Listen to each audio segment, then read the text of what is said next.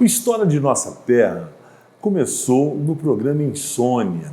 O programa Insônia foi um programa de rádio que eu tive a partir de 2015 na Rádio Regional FM, que era a antiga Rádio São Joaquim, era uma rádio AM, ZYK 659, e daí se transformou numa rádio FM 98.5, e desde o primeiro dia que passou a ser FM, nós criamos o programa Insônia, que era um programa que acontecia das 22 horas às 24 horas, tocava só MPB, rock and roll. E nesse programa nós criamos também um espaço para entrevistas. E nessas entrevistas surgiu a história de nossa terra. Hoje eu estou recebendo aqui junto comigo o Fernandinho. Fernandinho que ficou com esse legado do professor Lúcio de contar a história de nossa terra. O professor Lúcio foi durante 36 programas na Rádio Regional, programa que começava às 10 horas da noite, depois de um tempo passou a começar a partir das 21 horas, e ele ia, com mais de 90 anos, contar a história de nossa terra para todos nós, e eu espero que todos vocês se deliciem com tudo que vocês vão assistir nesse documentário. E o Fernandinho, que está aqui com a gente, como eu disse, é o responsável, ficou com esse legado, já começou a contar a história de nossa terra e vai continuar ainda durante muito tempo.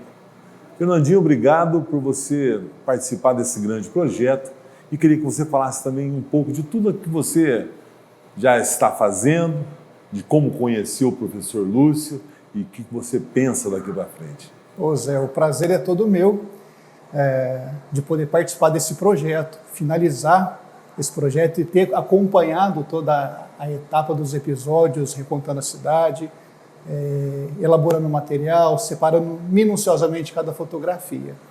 E é uma responsabilidade muito grande. Que responsabilidade? Porque o Lúcio se torna um grande mito na cidade, ele se torna uma lenda, não que não somos insubstituíveis. A memória dele, a figura dele, jamais vai ser substituída. Ele deixa um legado para a nossa cidade que imensurável.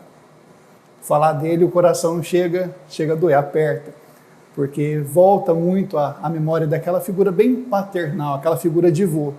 Os meus avós faleceram, eu era muito pequeno, então todo o encontro com o Lúcio era um encontro de fato com um avô, que acolhia, que afagava o neto, curioso para contar as histórias, essas histórias que ele começou a contar em 87, quando ele lança o seu primeiro livro. É que, na verdade, ele contou as histórias do seu livro, né? As histórias que ele escreveu no livro, ele contou lá no programa, nós transmitimos ao vivo, pelas ondas do rádio e também pelas mídias sociais. E como você conheceu o professor Lúcio, Fernando? O Lúcio, conheci ele em 2009, foi meio que despretensioso a situação. Estávamos completando 74 anos da festa do Bom Jesus da Lapa, que é a comunidade que eu participo. E o padre Evaristo pediu para eu tomar conta do livro de tombo. Aí eu falei assim, vou organizar o livro do tombo e eu não sei a história da minha comunidade.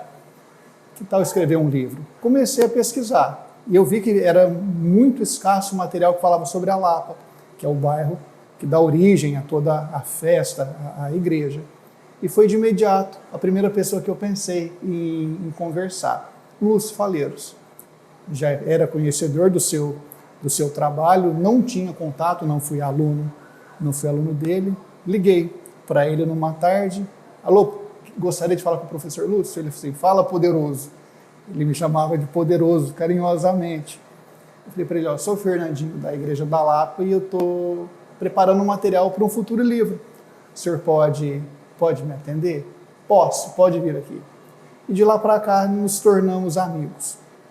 Os nossos encontros sempre regados com pão de queijo e café, passávamos as tardes de sábado, geralmente conversando muito, trocando figurinhas, de fato. Então, e não só às vezes à tarde, devido ao meu trabalho, durante a semana, Lúcio, preciso de um material, o senhor tem? Tenho, vem aqui buscar. Então ele sempre me atendeu com muito carinho. Então já era uma amizade desde 2009. Em 2010 eu lanço meu primeiro livro, que é o Contos e Encantos de Minha Lapa. E se não fosse o apoio dele, eu acredito que o meu primeiro livro não teria saído. E foi quase que natural essa continuidade do material. Em 2010 eu lanço o livro sobre a Lapa, sobre a festa tradicional. Em 2011 estávamos completando 100 anos da paróquia São Joaquim e surgiu a ideia de um outro livro. Vamos recontar a história da nossa igreja? Vamos! E mais uma vez o Lúcio foi fundamental. A diferença é que grande parte de toda a história que ele contou, ele vivenciou. O Lúcio nasceu em 5 de outubro de 1924. Então São Joaquim era um menino ainda. Era um menino, então as ruas não eram asfaltadas, água encanada, então nem se falava, era pouco. Então ele vivenciou grande parte dessa história, a festa da Lapa que começou oficialmente em 41, então ele conseguiu vivenciar, ele conseguiu recontar. Então ele tinha uma memória fantástica, incrível. Durante todo o documentário vocês vão poder ouvir, assistir, né, todas as histórias do professor Lúcio. E também, durante todo esse trabalho, foi ilustrado pelo Fernando, né? O Fernandinho, que fez um trabalho de assistir todo o documentário, separar todas as imagens que nós estamos colocando aqui, né? O Fernandinho teve uma contribuição grande para a montagem desse documentário. E os documentos do professor Lúcio, todo o material do professor Lúcio, ficou com você, Fernando? Ficou comigo. Quando ele faleceu no dia 27 de junho de 2022, o Décio e a Lúcia, amigos meus hoje, eu disse, Fernandinho, você sabe da missão, né? Papai já tinha deixado avisado que quando ele partisse, esse material seria seu. A hora o coração apertou. Assim, é uma responsabilidade muito grande, porque é a história de toda a nossa cidade dentro daquelas pastas, dentro daqueles arquivos, que o Lúcio guardou carinhosamente por tantos anos. Ele começa a contar a história em 87, mas antes disso ele já contava a história em páginas de jornal com as histórias do tio Assuero, porque ele começa a se interessar pela história devido ao tio Assuero Cardoso, que foi uma pessoa muito importante para a história de São Joaquim. A primeira lâmpada funcionou no Cinema Ideal, que era de propriedade do Assuero. O primeiro telefone foi o Assuero que trouxe. Se eu não me engano, o primeiro Ford na cidade era do Assuero Cardoso também. O primeiro cinema da própria cidade era do Assuero. Então, o tio dele, já bem de idade bem avançada, ele começa a se interessar pelas histórias do tio. E de lá até então, até os seus últimos livros, você via que em cada palavra que ele escrevia, ele demonstrava um amor tamanho por essa cidade.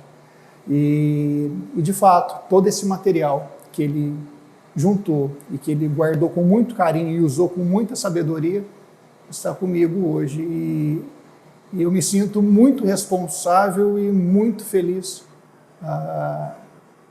por estar comigo, logicamente, mas apreensivo porque eu sei da responsabilidade que é, porque esse material não pertence ao Fernandinho, esse material pertence à cidade, é a história da cidade, eu sou apenas o guardião. Algum dia vai aparecer algum outro Fernandinho da vida, algum outro Lúcio, e vai se interessar pela história da cidade, e vai continuar o legado.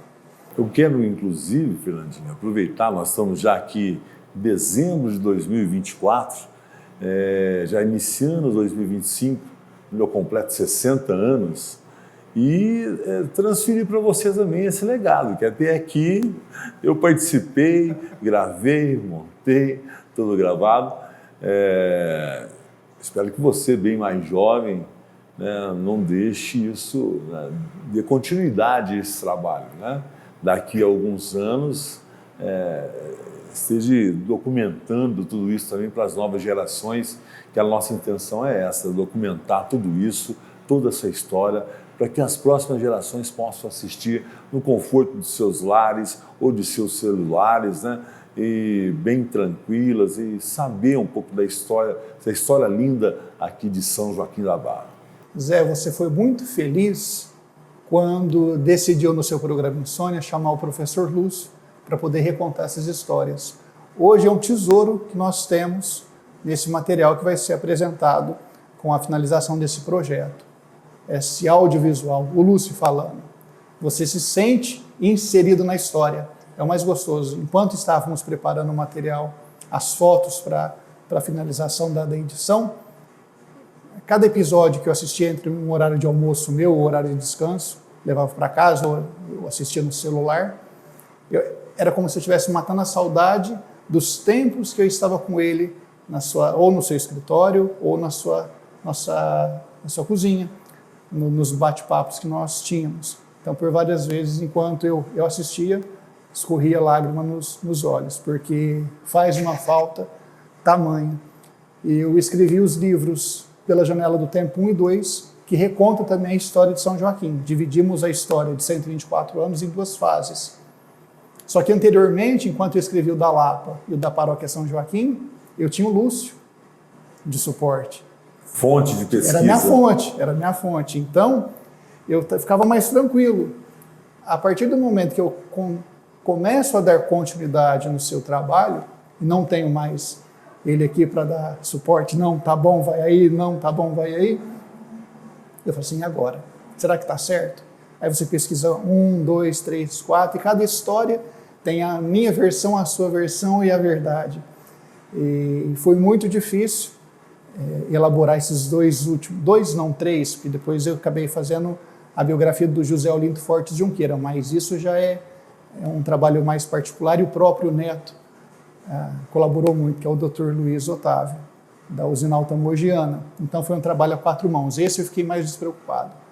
Mas eu me senti muito desamparado enquanto eu escrevia Janela do Tempo 1 e 2. Enquanto eu elaborava texto, sabe, parecia que vinha na mente, Fernandinho, não é assim? Procura direito. Então foi um trabalho muito difícil sem o Lúcio, mas acabou dando resultado. Então eu acredito que ele ficaria contente de ter mais esses 2 livros recontando história. Algumas que ele já tinha contado, eu trago novas luzes, mais informações, mais detalhes, e outras que até então eram desconhecidas. Fernandinho, nesse ano que seria 100 anos do professor Lúcio Falilos, né? Finalizar esse projeto, né? Com essa sua participação, colocando as imagens, né? A participação de toda a nossa equipe técnica, em especial Felipe Reis, nosso diretor, e de todo o pessoal da época da rádio regional. Quero lembrar aqui o Alex Ramalho, né? Que era proprietário da rádio regional na época. Eu fico muito feliz em poder deixar essa colaboração, né, para toda a comunidade.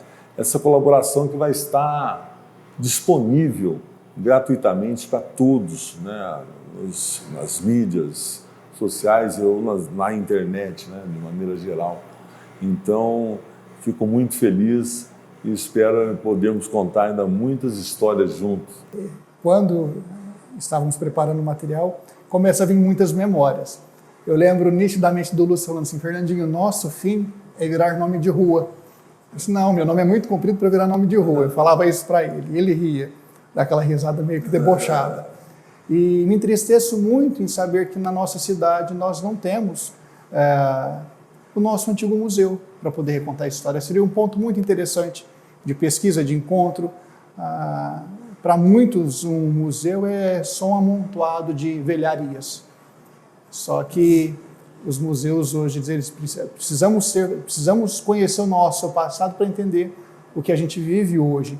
Então, não é um monte de velharia entupida num canto. Então, são memórias, são fotos, são amores que alguém amou um dia.